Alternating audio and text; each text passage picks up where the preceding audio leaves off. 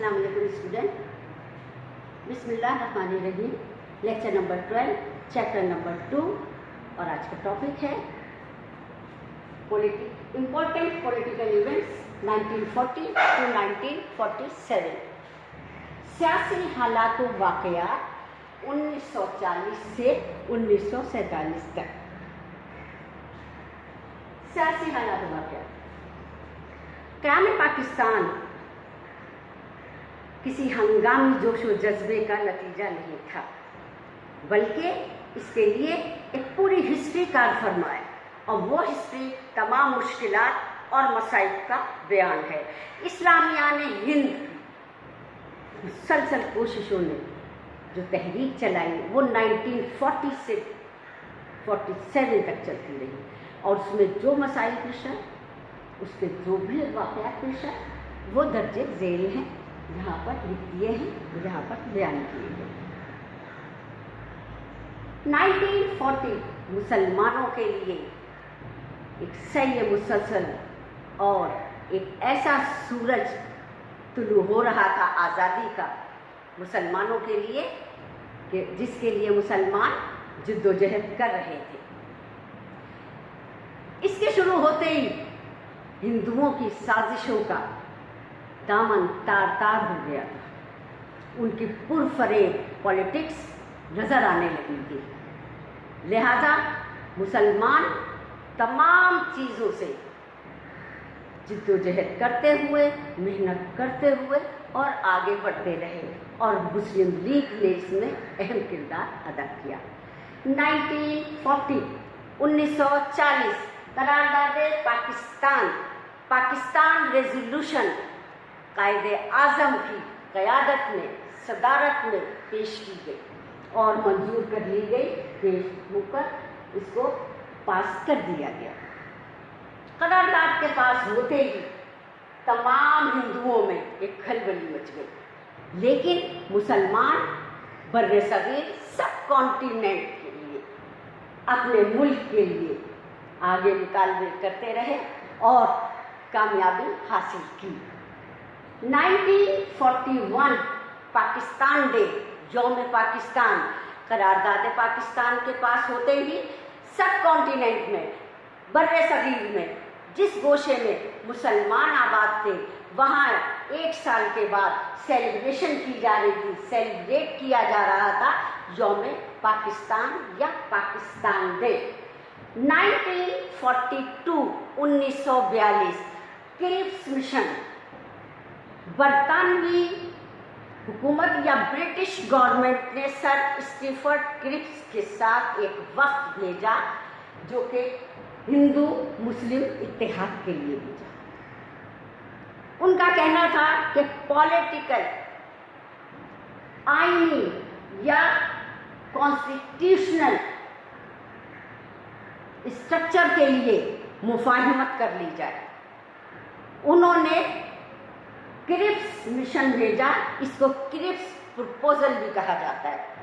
انہوں نے اپنی تمام سفارشات، تجاویزات برٹش گورنمنٹ کو بھیج دی ہندوؤں سے مفاہمت کے بعد، لیکن قائد اعظم کو یہ بات پسند نہ آئی، کیونکہ اس میں پاکستان کو جزوی طور پر تسلیم کیا گیا تھا، لہذا انہیں پسند نہیں آئی، اور مسلم لیگ نے اس کو، ان کے جو کرپس مشن جو آیا تھا اس کو ریجیکٹ کر دیا، مسترد کر دیا.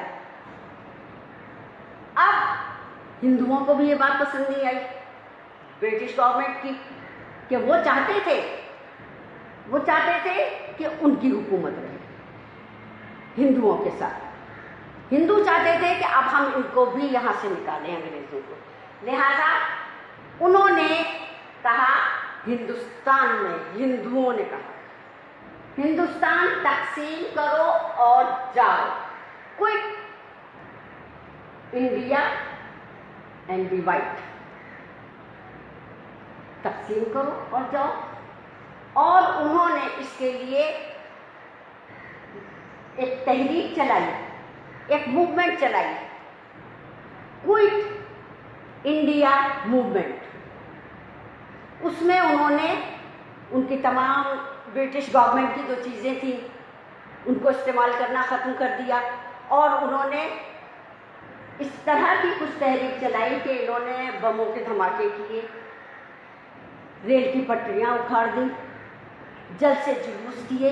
اسی دوران گاندھی کو اریسٹ کر لیا گیا یا ان کو گرفتار کر لیا گیا۔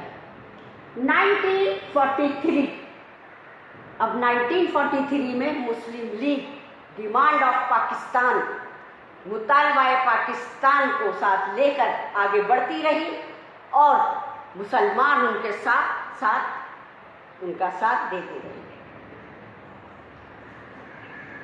ابھی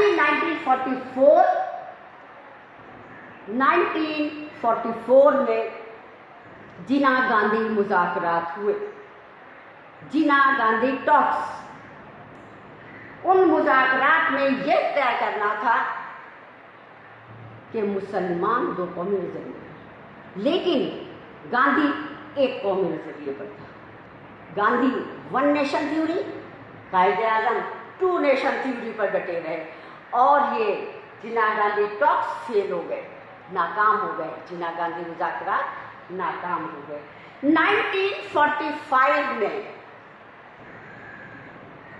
کرپس مشن جو آیا تھا، اسٹیفرڈ کرپس، ان کے جانے کے بعد ویول پلان، وہاں کے وائسرائے ویول آئے، اور انہوں نے ہندو مسلم یونٹی، ہندو مسلم اتحاد کے لیے بہت کوششیں کی۔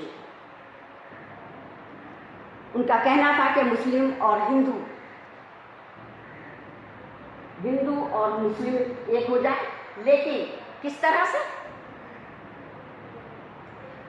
ایک ہو جائے کہ ہندو تمام وزارتوں پر قائم رہے اور مسلم کو صرف علیحدہ ملک دے دیا جائے۔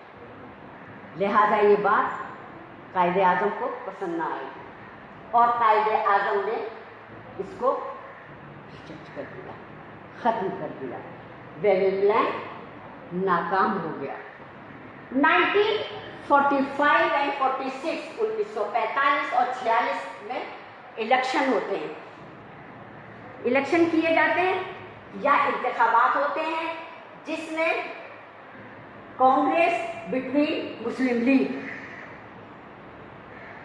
اس میں ان انتخابات میں دسمبر میں ہوتے ہیں یہ انتخابات، الیکشن، اس میں مسلم لیگ کو 30 سیٹیں دی جاتی ہیں، لیکن اللہ کے فضل و کرم سے مسلم لیگ 30 سیٹوں پر کامیاب ہو جاتی ہے۔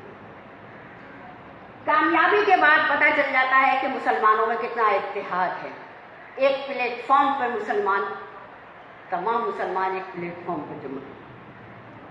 1947 میں لارڈ ماؤنٹ بیٹن آتے ہیں، ایک نئے وائسرائے بن کے آتے ہیں۔ انہوں نے آنے کے بعد ایک پلان پیش کیا جس کو کہا جاتا ہے lord Mountbatten plan. 1947 1947 lord Mountbatten منصوبہ، ان کا کہنا تھا کہ صحب گانا وفاق قائم کیا جائے، اس وفاق میں 3 گروپس بنائے جائیں، بمبئی، اڑیسہ، آسام، سندھ، سرحد، پنجاب، اس طرح سے انہوں نے 3، بنگال اور آسام کو علیحدہ کر دیا، بمبئی، اڑیسہ ان کو علیحدہ کر دیا، سندھ، پنجاب کو علیحدہ کر دیا۔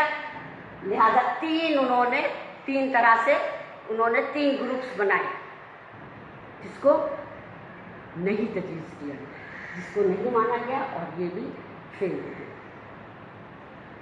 1947 میں ہی لارڈ ماؤنٹ بیٹن نے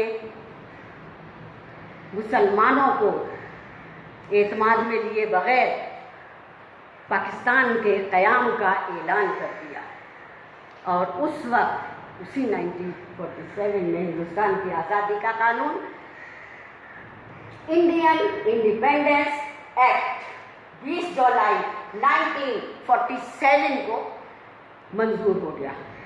اب 14 اگست 1947 کو پاکستان کا قیام ہو جاتا ہے، ایک نیا سورج طلوع ہو جاتا ہے۔ جو مسلم لیگ کا نصب العین تھا، جو قائد اعظم کا نصب العین تھا، وہ اللہ تعالیٰ نے پورا کر دیا، اور ایک پاک سرزمین جس پر آج ہم ہیں، وہ ہمارا وجود میں آ گئی اور پاکستان کے سب سے پہلے گورنر جنرل قائد اعظم بنا دیے گئے۔ آج کا لیکچر یہیں پر ہے۔ Okay, understand?